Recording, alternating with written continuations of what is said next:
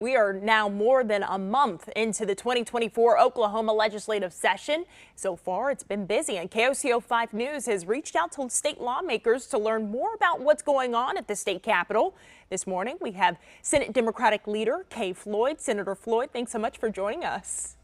Good to be here. All right, so let's talk about priorities for Senate Democrats this session. What's most important to the party right now?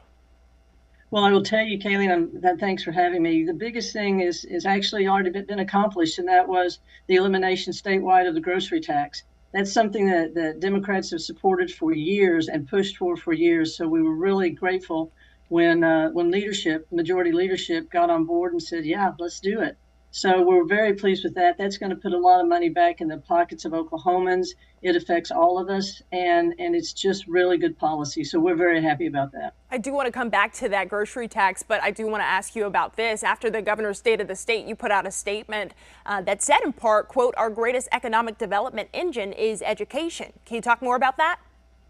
Well, I think the statistics we see year after year after year is how important education is. And when you're looking at potential, just from a business standpoint, when you look at the business standpoint, you've got businesses that want to come into the state and make sure that their employees' children can be educated. That's the most important thing. When business looks at coming into Oklahoma, new businesses, they say, "What's your education system like?" Because we can't bring our employees into a state where they're going to have to send their children to substandard schools. So we are trying to convince the business community to look at those statistics and understand that this isn't just something that's good for the people of Oklahoma, but it's good for business too. And hopefully that will be a conversation starter and we can move forward with it. We just can't underestimate the importance of education in our state. Yeah, you talked about in that statement also greater investment in our public schools, career techs, colleges, and universities. I do want to ask you any bills that stick out right now that do just that?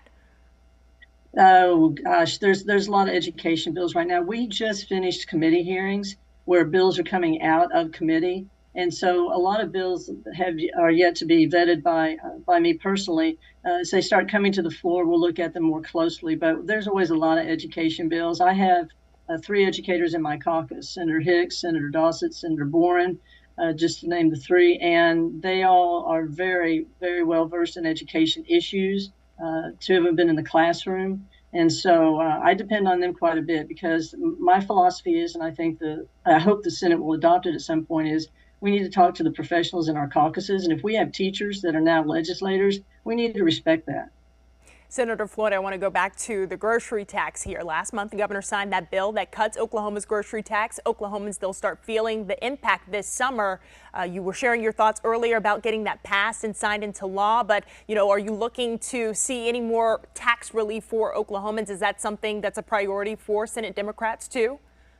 Well, what we all knew going into it that if we did the elimination of the grocery tax, we would not be able to afford an income tax cut this year. But as far as my caucus is concerned, Kaylee, what we want is a total discussion about income tax reform without the entire state, because you can't just piecemeal it. And that's what we've tried to do for decades. And my constituents, and I know a lot of people in Oklahoma, say, "Well, you just set something up so we can have some security and know what to expect year to year."